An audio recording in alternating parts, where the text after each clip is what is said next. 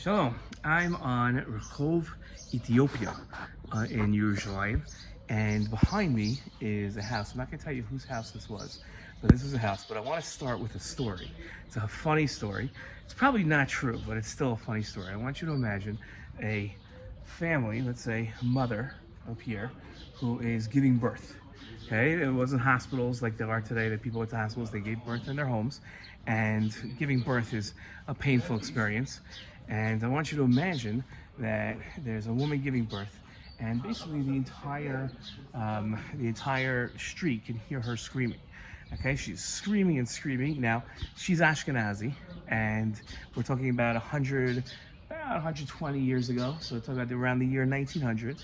She's an Ashkenazi woman. So Ashkenazi woman back then would be screaming in Yiddish. Okay, she's screaming in Yiddish, and then the guy comes out from this house here, from this door. He walks out and he says, and he starts screaming at her, hey, hey, hey, hey, hey, scream in Hebrew, scream in Hebrew. Maybe at like that window right there, scream in Hebrew.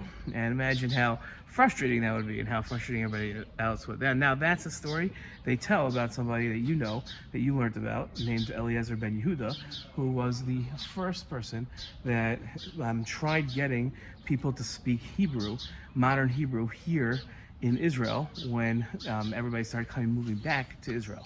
We'll see if that story is true. We'll tell the full story of Ben Yehudah in a minute, and we'll look at this interesting street, one of the most interesting streets in all of Yerushalayim. Okay, continue soon. Now, this street is the same street that we were on in our introductory video a second ago about the story of the woman screaming. This is Rehov, Ethiopia, one of the more interesting streets in Yerushalayim. Just standing here on this street, I have seen all different types of people walking, because this is it looks like a pathway for many from yeshiva guys. At the same time, I'm standing right outside a church here, which is, so you have an Ethiopian church. So you have a lot of Ethiopian Christians seem to be going in here. It's very, very different than what I'm used to, at least. And you can see it's a very thin street. Only has about room for like one car, and so I'm hoping this is a one-way street, because I can't imagine the traffic that you'd have otherwise. But the most exciting part of the street, I'll turn around here so you can see the back of the street, how it goes, it keeps on going. And again, how many different people, different types of people in Israel walk by this one street here. And the fascinating thing for you is that this house that I'm standing here in front of, and you can see there's a picture of him right there, this was where Eliezer ben Yehudah lived. This was his house. Not his entire life. He wasn't born in Israel. He was born in Europe, and then he moved here around the year 1900. So he didn't live here always. And then when he moved, he made sure that he lived in Jerusalem's old city, in the Eretz Yisrael, near the Kotels where he lived. But he lived in such a poor house that he lived on the second story, like the second floor, but the house didn't have stairs. So all it had was a ladder. So him and his wife had to climb a ladder every time they wanted to go into their house. Now here, this is a better building. He moved into this later in his life and lived here basically until he died. And in this house, this is where he started trying to get everybody to learn Hebrew. Now, I'm sure if you learned about him, you learned about how he had a son. His son was named Ben Sion. Okay, they never called him Bensi, but that's probably what he would be called nowadays. And he was Ben Sion, and Ben Sion was taught only Hebrew. Everybody else that was around him spoke Yiddish, and he was taught Hebrew.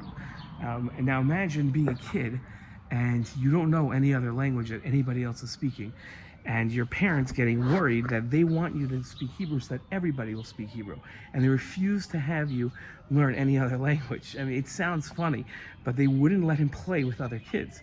He was always alone. In fact, he had a nanny, and they had to fire the nanny because the nanny didn't speak Hebrew. And there weren't like Hebrew words for like modern things like bicycles and everything. So he had to make up words. So this is where this all happened. Everything you learn about Eliezer ben Yehudah took place here. You can see in Yerushalayim, one historical building, so make sure I don't get run over, they have these signs, okay? They have signs up on people's houses, like this is somebody's house now. Somebody lives here, not Ben Yehudah, obviously, because he's been dead for decades.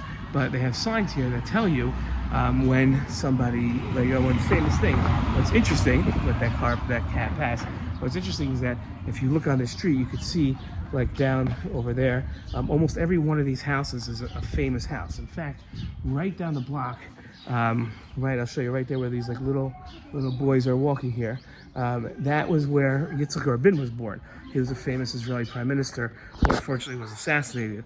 And so this whole street is full of spices. Now, I'm gonna pause for a minute because these boys are gonna walk by and disturb this video. I'm gonna pause for a minute and then I'm gonna tell you something fascinating that you probably didn't learn about Eliezer ben Yehudah. Hold on 1 minute.